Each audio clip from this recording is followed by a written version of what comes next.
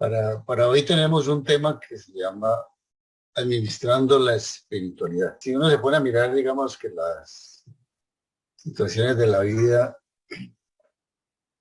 generalmente funcionan si uno sabe administrarlas.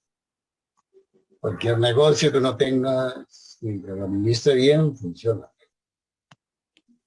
Si uno está en el campo de las relaciones de pareja, si las administra bien, pues podríamos decir que también tienen una muy buena posibilidad de que esa relación salga adelante. Es decir, todo lo que uno administre de una manera adecuada ayuda mucho al proceso de mantener esa situación en armonía. Y esa es la idea también con la espiritualidad, digamos, ¿no? Cuando en algún momento se nos presenta la oportunidad de hacer todo un trabajo a nivel interior o a nivel espiritual,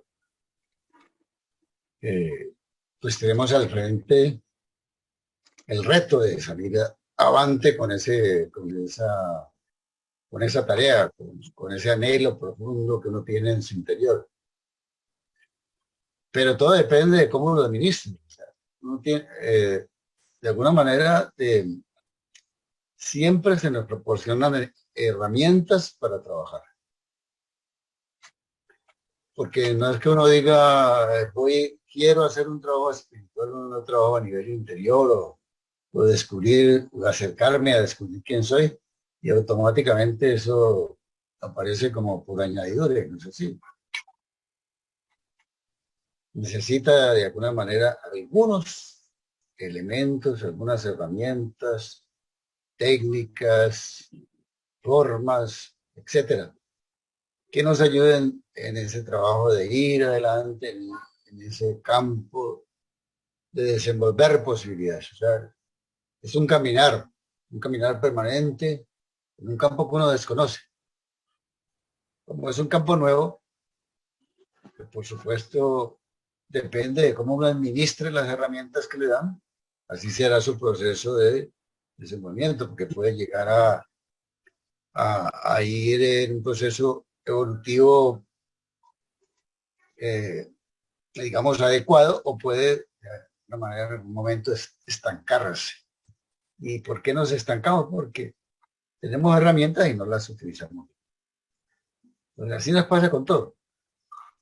Tenemos una meditación al frente muchas veces, pues nos dice como herramienta, es muy importante hacer un trabajo con la meditación.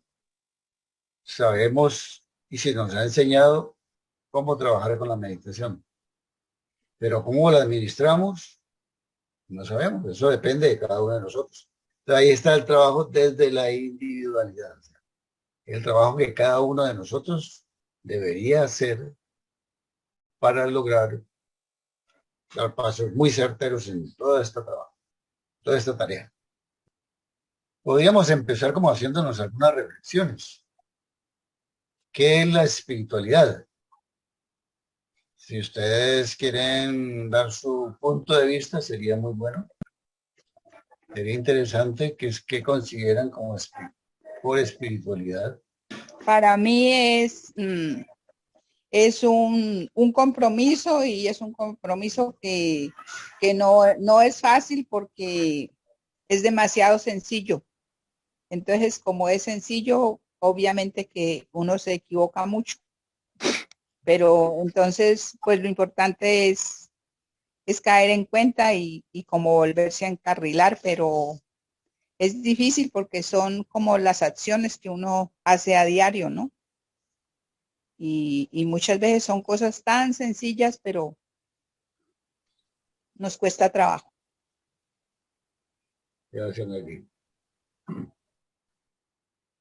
Bueno, esa es la espiritualidad, como dicen Nelly, si uno la pone, si uno la mira en el papel es sencillo, ¿sí? Porque le dan unas herramientas de trabajo con uno mismo que no son aspectos que se salen de la posibilidad de ser implementados, o sea, son herramientas simples. Pero una cosa es eso y otra cosa es el momento donde uno llega a aplicarlas, porque tiene que de alguna manera ese trabajo a nivel interior, porque lo mueve más un deseo de dar amor por el bien de todos. Y cuando uno se ubica en ese contexto, pues muy espiritual, pues tiene que romper con una serie de ideas, de maneras de ver la vida, de aquella costumbre muy habitual de que uno es el que gana, ¿sí? Uno es el que tiene que salir favorecido, uno es el que tiene que poner la pauta, es decir, una serie de cosas. Y como, y como se enfrenta a una tarea nueva, aparece la posibilidad de que uno sea eh, orientado. Afortunadamente tenemos esa posibilidad. Entonces, ¿quién nos orienta? Pues nos orienta posiblemente una persona, nos orienta un camino que elegimos, que tiene unas formas, unas determinadas maneras de impulsar al alma para que vaya por un con buena seguridad, por decir así. Entonces, este, digamos, es como el campo de lo espiritual. Lo espiritual tiene que ver con ese trabajo con uno mismo, con un trabajo de mucho amor por el bien común. Por lo menos eso es lo que nosotros siempre impulsamos. Trabajemos con nosotros mismos, ingresemos a nuestro interior, pero cada vez que hagamos obras de amor, hagámoslo por el bien de todos. Y eso es una pauta interesante, fácil, pero al momento de implementarla puede ser que no sea tan sencilla. La otra es, ¿por qué administramos esa espiritualidad? Pues sí, porque lo acabamos de expresar ahorita un poquito. Eh, si no tuviéramos herramientas, si no tuviéramos orientación, si no tuviéramos una manera muy específica de trabajar, sería muy difícil. Afortunadamente, como siempre, nos matriculamos con alguna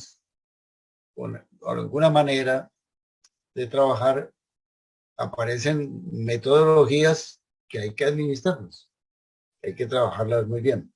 De ahí aparece por qué es necesario que se administre y se haga de una manera muy precisa. Entonces, aquí aparecen otras justificaciones o razones por las cuales es muy importante administrar la espiritualidad. Por un lado, nosotros estamos en un plano que es el plano humano, el plano terrestre.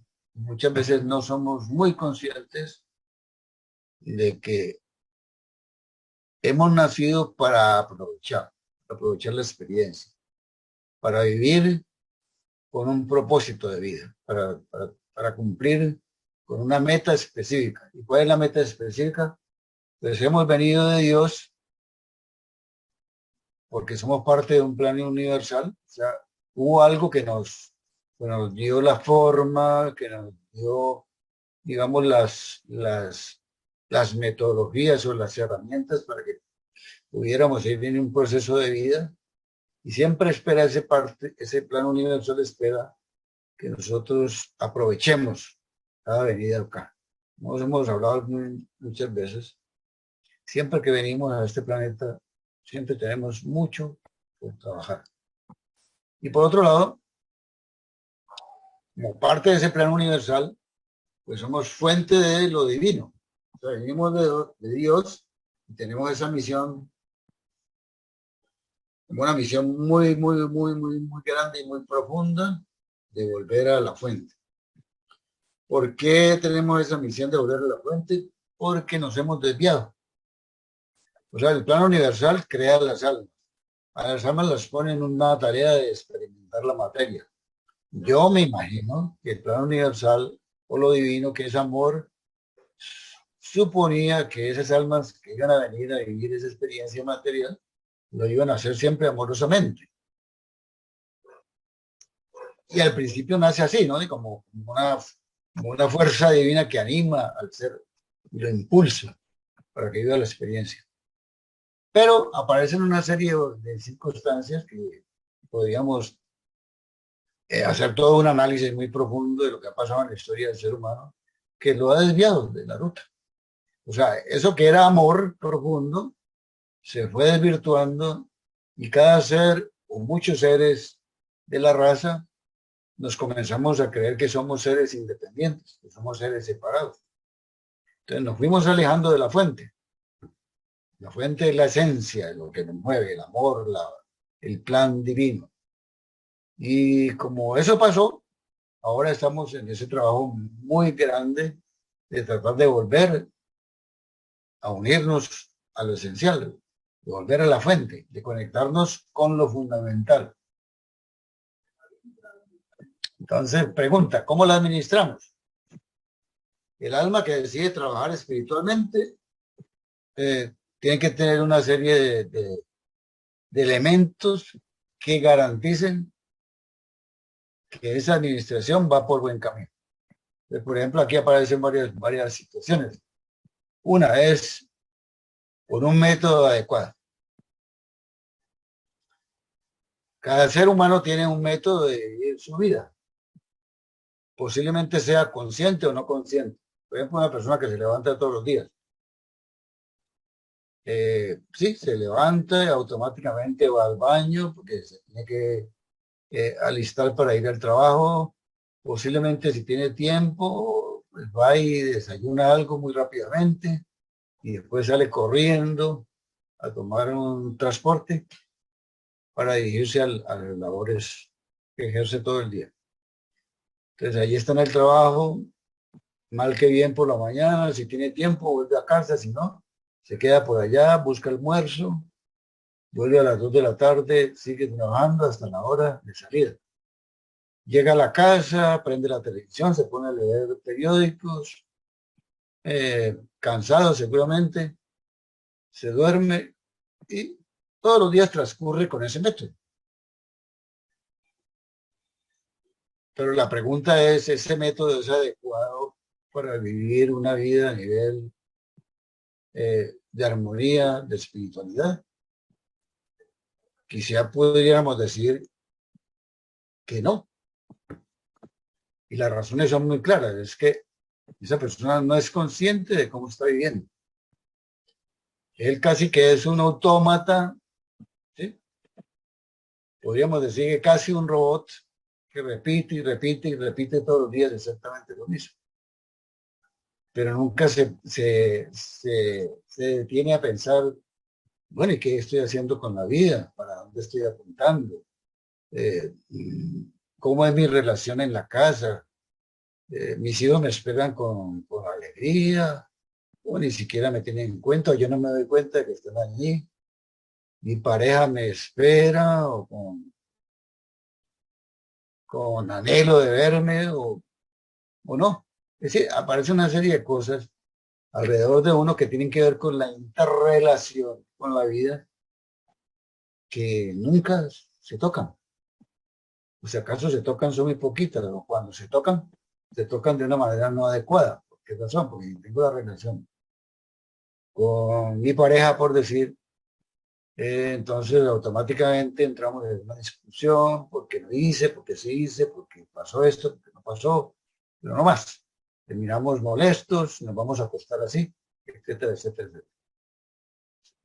Entonces, ¿qué es lo que requerimos de un método adecuado? Afortunadamente la espiritualidad nos va a dar un método muy claro de trabajo para que comencemos a ser conscientes muchas cosas de las cuales no somos conscientes.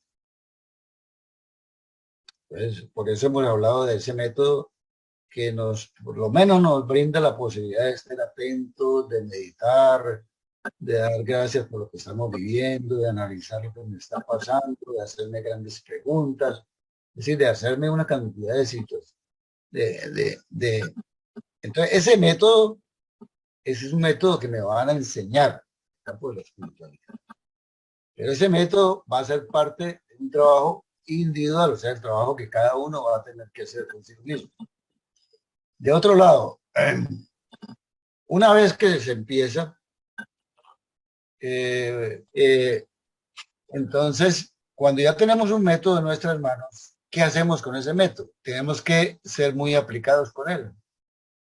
Resulta que como estamos en una metodología nueva de vida, cuando empezamos a aplicarla, nos desesperamos porque queremos que haya resultados inmediatos, porque si yo hago algo en beneficio de una situación de conflicto, quisiera que ese conflicto desapareciera el otro día, que si tengo una situación económica difícil, que no sé manejar y que de pronto estoy aprendiendo, entonces también me desespero, entonces comienzo a tener impaciencia. Por eso es interesante de que seamos pacientes, de que ya empezamos a aprender algo nuevo. Cuando aprendemos algo nuevo, siempre nos va a costar un poquito, pero hay que armarse de paciencia. Y por otro lado, de esperanza, de que eso que yo estoy trabajando, de que esas herramientas que me están brindando, eh, van a ser efectivas en mi vida. O sea, van a propiciar realmente un proceso de desenvolvimiento.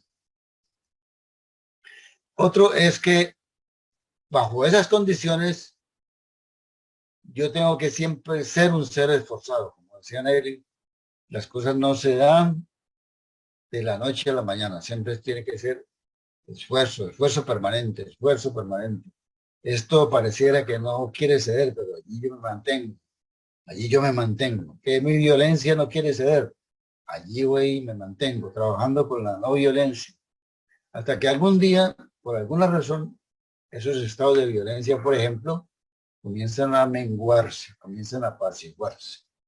Entonces, el esfuerzo, la paciencia y la esperanza van unidas y van dando efectivamente resultados que, aunque yo no los espero, porque también es el lema del trabajo espiritual, dar y no esperar, o sea, trabajar sin esperar.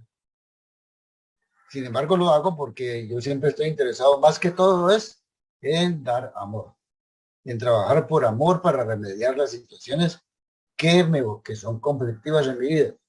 Entonces ahí me mueve enseguida la responsabilidad.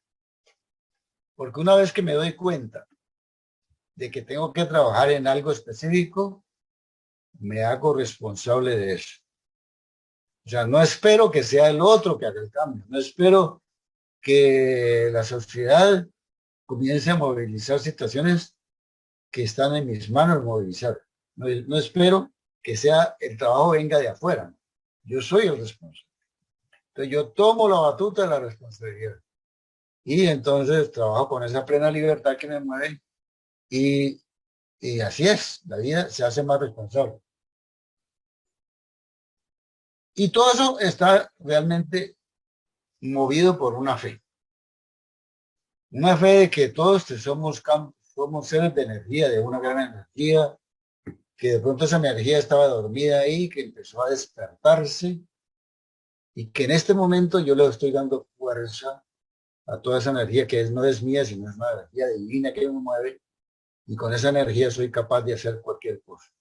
Esa es fe en las posibilidades. Todos tenemos grandes posibilidades, todos podemos salir adelante, pero también depende de si yo confío en eso que estoy haciendo.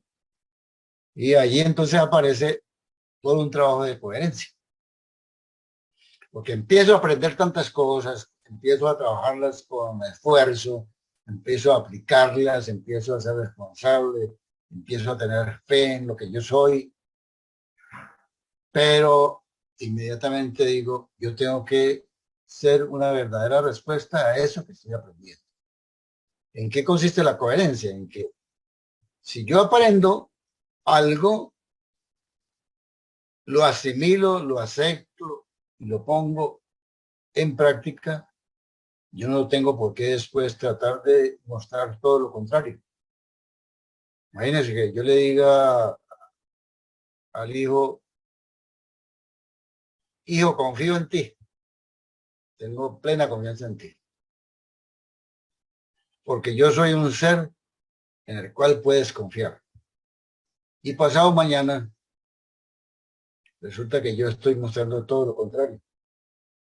Ese muchacho dice, pero ¿cómo así? Yo puedo confiar en mi padre y lo que está haciendo es totalmente adverso, eso es totalmente Es una situación que produce daño, que produce dolor. De ahí no hay coherencia. Entonces, coherencia es ser muy preciso en la aplicación de lo que voy aprendiendo. Aprendo algo nuevo, voy a tratar de ser aplicado en eso, de responder de una manera coherente con eso. Porque si no, la sociedad o los que me rodean van a comenzar a pensar qué pasa con esta persona. Como que dice, el que habla o el que predica y no aplica, ¿cierto? O sea, predica cosas muy bonitas, pero a la hora de la verdad, su vida es toda una situación totalmente diferente. Bueno, entonces todo eso está movido por la presencia. ¿Qué es la presencia? La presencia es, con todos estos elementos, cuando hago parte de la coherencia y aplico lo que tengo que hacer y lo que he aprendido, yo soy presencia. Yo doy testimonio con mi vida de que eso es efectivo.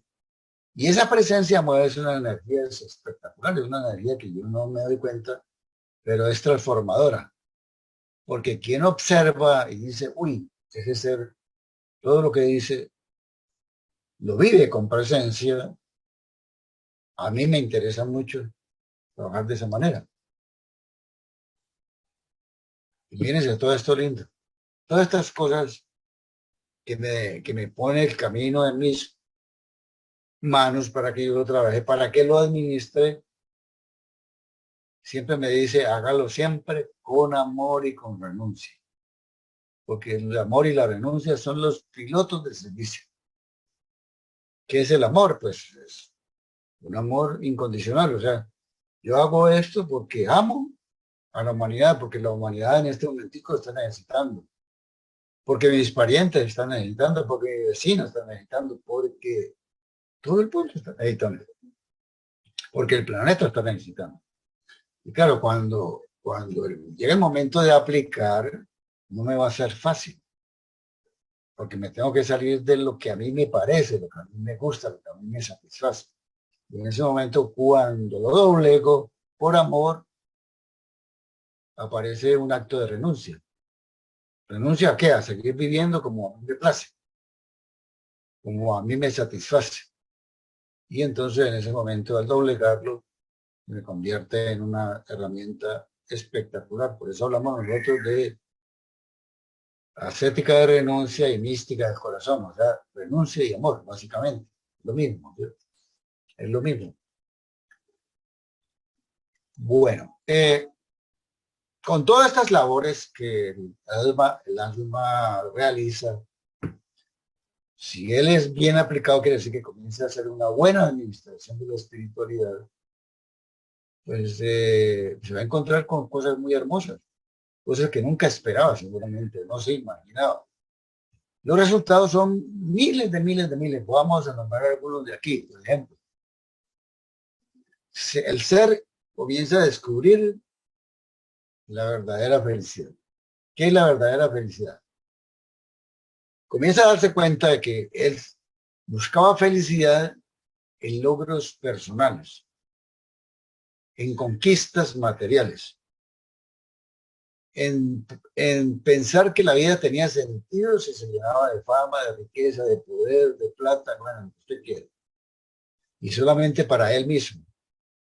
Y se va a dar cuenta que muchas veces, a pesar de todas las cosas, sentía un gran vacío. En cambio, ahora que va llenando su interior con otros valores, con otras herramientas diferentes, se va sintiendo realmente sereno, tranquilo, armónico, y todo eso es un signo de acercarse a la verdadera felicidad.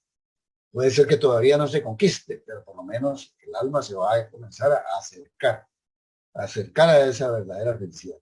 La felicidad está en otras cosas, otros hermosos resultados que tienen que ver con la felicidad.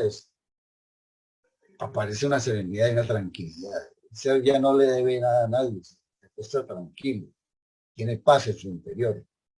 Además, toda esa serenidad y esa paz se la da del amor que está construyendo. Qué bueno que uno se pueda acostar de pronto un día diciendo, hoy pude perdonar a fulano de tal. Me tenía atormentado esa situación. Hoy estoy tranquilo, estoy sereno, estoy en paz.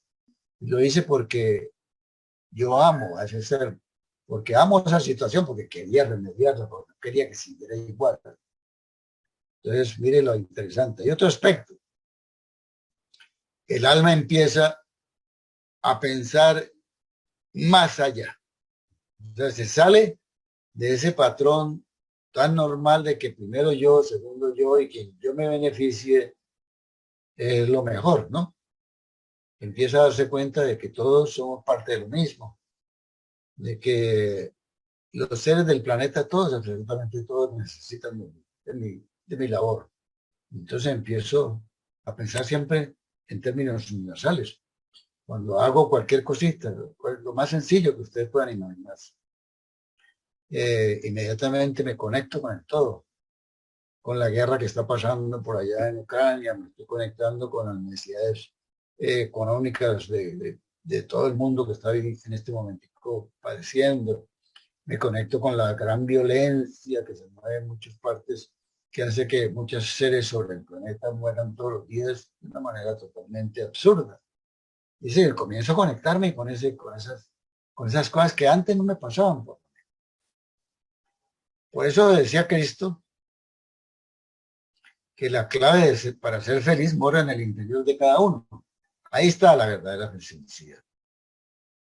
Para ser uno feliz, tiene que trabajar mucho en su interior. Tiene que trabajar mucho en su interior. Bueno. Pero hay una cosa que se mueve silenciosamente en toda esa administración de la espiritualidad, es el trabajo mental. Nuestra mente es muy arisca. Por eso dicen que la mente es la loca de la casa. La mente se maneja sola. La mente, en algún momento que creció esa posibilidad de trabajar con la zona frontal, o sea, la neocorteza, apareció todo el trabajo de racionalidad, el trabajo mental profundo. Pero por X o Y razones el trabajo mental profundo también se desvirtuó. O sea, la idea era que ojalá nuestra mente estuviera siempre en equilibrio, pero no es así. Entonces aparece el proceso de las emociones, de los sentimientos, de toda esa serie de cosas que tienen que ver con ese trabajo mental. Entonces, cuando se trabaja a nivel espiritual, hay un trabajo mental que comienza a trabajar dentro de uno mismo. Es una lucha entre lo que yo veo y lo que no veo. Porque estamos muy acostumbrados a creer en lo que vemos, pero no creemos mucho en lo que no vemos, en donde está la gran energía, la energía de la creación, la energía del universo. Esa parte no la asimilamos muy bien. Y sobre esa parte tenemos que trabajar mucho, o sea, creer más en lo que no vemos, en lo que mueve el campo energético de nuestras posibilidades. Entonces establece esa primera lucha. Entonces empieza a bombardearse ese cerebro izquierdo que maneja lo racional, que evidentemente fue un trabajo de la raza aria, desarrolle la razón, ¿sí? Como parte de ese trabajo del cerebro izquierdo, pero a través de ese trabajo racional lo que fuimos creando con el tiempo fue paradigmas, creencias, conocimientos, culturas de separación, culturas de dolor, y esa no es la idea. Entonces, por eso es que lo racional se opone muchas veces a lo desconocido o al desarrollo espiritual. Entonces, cuando queremos administrar lo espiritual, el cerebro izquierdo que maneja lo racional entra a oponerse fuertemente. Entonces, todas las herramientas que hemos visto, que son el método y todo esto, sobre todo la parte de la meditación, ayuda mucho a ir controlando esa parte del proceso racional, de llevarlo a otro lugar, a otro campo donde produzca mejores resultados, efectos más amorosos. Y también está el cerebro derecho, que es lo reptiliano, lo límbico, lo emocional. Ahí está el trabajo de las emociones, lo primero que nació con nosotros. Y ese reptiliano, lo límbico, maneja en gran parte nuestra vida. Entonces, fíjense cómo ese trabajo, tanto el cerebro derecho como el cerebro izquierdo, que tienen cosas muy hermosas para elaborar, no las conocen, porque están muy dominados por esta parte. Entonces, lo espiritual, cuando empieza a trabajar con eso, empieza a manejar, por ejemplo, la parte emocional de una manera más equilibrada, a no dejarse llevar por el sufrimiento, a no identificarse, etcétera, etcétera, etcétera. O sea, y entonces lo racional también lo llevamos a un campo donde todo, más bien lo ubicamos en el centro del corazón, que es otra cosa. Entonces, por eso lo reptiliano mueve la mente inconsciente y la mente subconsciente. Ahí es donde está el asiento de todo lo que no sabemos, muchas cosas que no sabemos, que existen en nosotros, pero que tenemos que descubrirlas. Entonces ahí está un trabajo grande para elaborar. Y nos mueve entonces, bajo toda esa medida, de ese cerebro derecho, el temor. Entonces el cerebro derecho nos dice, ¿vas a hacer ese trabajo espiritual? No, ¿cómo se te ocurre? ¿Qué vas a encontrar ahí? Esos desconocidos, no sabes qué es. Estás más bien como estás muy seguro donde te encuentras. Y entonces por temor, por miedo, no tomamos decisiones muchas veces. Por eso es tan importante que podamos cambiar el rumbo de la vida. Entonces, mírense cómo ese trabajo mental en el trayecto va a incidir sobre esto, cerebro derecho, cerebro izquierdo, porque ahí está como el asiento de todo lo que nos impide hacer el trabajo interior y podemos cambiar el rumbo de la vida. Entonces, toda esa administración de la espiritual, cuando empezamos a hacer ese trabajo mental, ya aprendemos a hacer una conexión diferente. Ya no es a través de la zona límbica que vamos a empezar a trabajar, sino que vamos a conectar corazón-mente. Un nuevo circuito se establece dentro de nosotros, porque todo lo que queremos y anhelamos es amar. Entonces, con el amor vamos a trabajar o a llevar hacia la mente cosas hermosas. Entonces, mírense lo interesante. Corazón-mente siempre va a producir resultados hermosos de trabajo en la vida, de armonía. Entonces, por eso aparece la paz interior que decíamos, aparece una condición mental ya diferente, que es la condición mental de libertad, porque ya no me mueve tanto lo emocional, yo soy capaz de controlar toda esa parte, o por lo menos me acerco a ser capaz, soy más libre, soy un ser de más armonía, soy un ser de más respeto, o sea, mi mente ya empieza a elaborarse cosas distintas, cosas totalmente diferentes. Y entonces por eso se dice que cuando se trabaja a todo ese nivel, corazón-mente, donde se bombardea toda esa mente, tanto de izquierda como de derecha, que nos impedía, vamos logrando el desarrollo espiritual, vamos logrando cosas extraordinarias en nuestra vida. Y por eso podemos decir que ya vamos al encuentro de lo que verdaderamente somos. Porque muchas veces uno se dice, ¿quién soy? Ah, no, es que yo soy fulano de tal, tal, tal, tal. Y se identifica con lo que la sociedad ha hecho de uno, no con lo que uno ha ido construyendo. Entonces la idea es dejar atrás toda esa estructura que ha sido bombardeada por cosas externas que han hecho de mí o han dado una identidad totalmente falsa para ir construyendo, descubriendo quién soy verdaderamente. Entonces voy al encuentro del verdadero ser. Bueno, ya para finalizar, en todo ese desarrollo que hemos hablado ahora, eh, empezamos entonces a sentir que somos seres diferentes. ¿Qué nos encontramos en la perspectiva de un hombre nuevo? Que es el hombre que quisiéramos para el futuro, un hombre de paz, un hombre de armonía, un hombre de serenidad, un hombre amoroso, un hombre que respeta, que construye, que edifica, es un ser de luz, un faro de posibilidades. Ese es el hombre nuevo. Y entonces, lo que hablábamos ahora, nuestra mente, que era la loca aquella que se comportaba de cualquier manera, comienza a ser una mente más equilibrada comienza a ser una mente más amorosa, corazón-mente. Están logrando todo ese trabajo.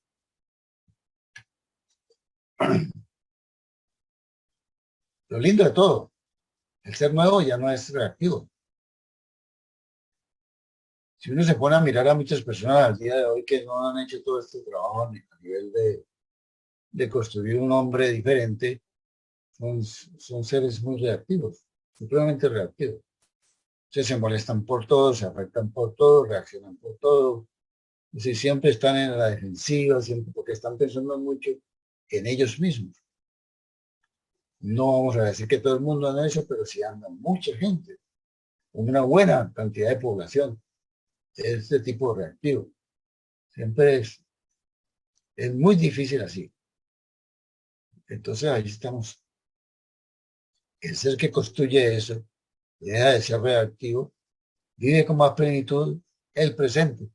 Aprende a vivir el momento y el instante presente. Y entonces les va descubriendo quién es verdaderamente él. ¿Quién soy yo?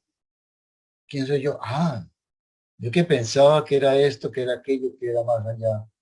Ahora descubro una cantidad de situaciones tan distintas. Desde mi individualidad descubro que hoy tengo una serie de valores totalmente diferentes. Y eso es hermosísimo. Por eso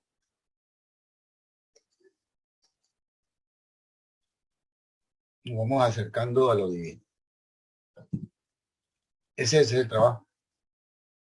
O sea, la administración de la espiritualidad nos tiene que acercar a lo divino.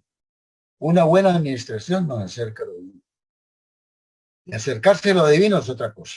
Acercarse a lo divino es realmente vivir en plenitud. Vivir con una gran serenidad, con una gran armonía. Es estar presente en la fuente, en lo que nos creó. Porque así somos. Somos una gota de lo divino que se puso en cada ser, en cada alma, está dentro de cada alma. Por eso lo divino mora en el corazón de cada uno de nosotros. Cuando eso se logra dentro de la espiritualidad, podríamos decir que hemos logrado un aspecto hermoso de la vida espiritual.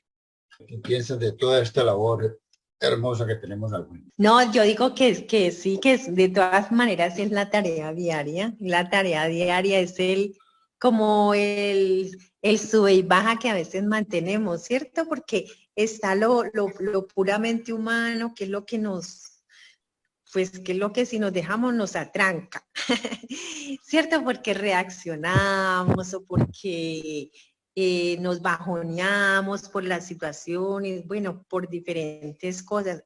Pero claro, al estar en el camino espiritual, yo pienso que eso es lo que nos da la fuerza para mantenernos como en una ruta, en una línea bueno, no, como no, es que yo encima de todo tengo la ayuda divina, entonces es volver al camino, volver a la ruta, volver a considerar esa presencia que nos sostiene, que nos mantiene, y seguir, y bueno, y volver a sonreír y seguir caminando. Entonces, sí, no es sencillo, pero contando con esa presencia es ya una ganancia muy grande.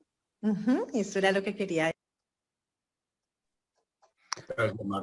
Bueno, señor, yo resumiría que ahí se conjugan muchas cosas, ¿no? Desde algunas reuniones atrás usted hacía el símil de la unión de mente y corazón para llegar a nuestro propio interior, a nuestro propio corazón y actuar de acuerdo a lo divino. Pero a través de llegar a ese punto, como usted lo decía hoy, necesitamos de elementos, de herramientas, ser conscientes del trabajo que estamos realizando. Y es el ejercicio de la meditación. El ejercicio de meditación que nos conlleva a hacer una expansión de conciencia. Esa expansión de conciencia hace que seamos, diríamos, activos en la forma de pensar y de actuar, de lo que tenemos que transformar. Y esa transformación nos permite, diríamos, hacer esa diferencia del hombre viejo y el hombre nuevo. El hombre viejo, cómo pienso, cómo actúo, qué hago, cómo me relaciono, y el hombre nuevo es lo que nos transforma, la expansión de conciencia. Es decir, a través de la meditación comenzamos a conocernos interiormente cómo es mi forma de pensar, cómo es mi forma de actuar, mi forma de hablar, mi forma de relacionarme. Y eso es un trabajo, como usted lo decía, que es constante, permanente, continuo, en el cual el alma se va transformando. Ahí comenzamos a administrar lo que es nuestra vida interior, nuestra vida espiritual. ¿Qué nos marca eso? Uno, la dirección espiritual, que nos permite, si en un momento dado, por A o por B, no somos conscientes de algún aspecto en la dirección espiritual, realmente al entregarnos, al unirnos a ella, nos va a, diríamos, a indicar el camino que hay que seguir en la forma recta de poderlo conseguir. Y eso lo hacemos a través de esa transformación interior. Y es un trabajo, ¿no? Que es permanente, que es constante, que no se puede descuidar. Todos los días actuamos y pensamos, y ese actuar y ese pensar es una transformación interior. Ahí comienza la administración de nuestra vida espiritual. Ser conscientes todo momento cómo tenemos que cambiar, cómo tenemos que transformarnos, cómo tenemos que relacionarnos. Es un trabajo que es constante, que no se puede descuidar, no puede decir hoy sí, mañana no. No podemos entrar en esa inercia, tenemos que ser activos en ese, y es proactivos en la forma de reaccionar cuando vemos que estamos desviándonos de la verdadera espiritualidad. Gracias, Gilberto. Yo pienso que, digamos, también con todo esto que hemos visto hoy, también nos invita pues a ser flexibles, ¿no? Porque pues como estamos digamos, en este cuerpo humano, entonces, pues por más que uno trabaja y bueno, de todas maneras estamos en continua relación y pues no faltan los conflictos, ¿no? Digamos, conflictos familiares o bueno, o en la calle muchas veces uno ve o bueno, o que lo trataron mal, lo que sea, entonces yo digo que nos invita también a ser flexibles y como ya si hemos trabajado, pues entonces ya tenemos un poquito de conciencia, entonces a ser humildes y a dar el primer paso, porque es que, pues digamos, en las enseñanzas anteriores lo que nos enseñaban es que no, usted no tiene por qué humillarse, usted no tiene por qué hacer esto, usted no tiene por qué hacer lo otro. Entonces eso es como lo que le enseñaron a uno, pero entonces ya uno dice, no, pues si yo tengo que llamar, llamo, y entonces eso no quiere decir de que me esté humillando ni nada, sino que si llamo y eso, entonces es como que se vuelve a prender la llama de la amistad o ya como que el conflicto, pues digamos, ya entra en otra etapa, pero cuando nos cerramos y ponemos resistencia, pues entonces ahí estamos fallando. Y yo les cuento algo que observé ayer en el mío y pues es algo para que lo pensemos. Ayer los de trabajadores pues del masivo estaban, como era primero, entonces estaban como ofendidos porque no les habían pagado a tiempo, entonces pasaban, pero no alzaban a nadie, entonces las estaciones estaban a reventar de gente y eso, yo por ejemplo tenía una cita médica, pero yo iba como con buen tiempo. El hecho es que me subí en un aparato de esos y eso iba a reventar de gente. ¿Y cómo le parece que una muchacha joven pedía permiso para salir porque era que eso estaba atascado, pedía permiso para salir y cómo le parece que otra niña más joven cogió y la mechoneó, mire, y por poquito la tira al piso y todo y se iba a formar ahí una pelotera simplemente porque uno dice permiso que voy a bajar porque entonces es también uno nota ahí pues la intolerancia que manejamos y bueno, y como muchos conflictos y mucha rabia que manejamos pues como seres humanos.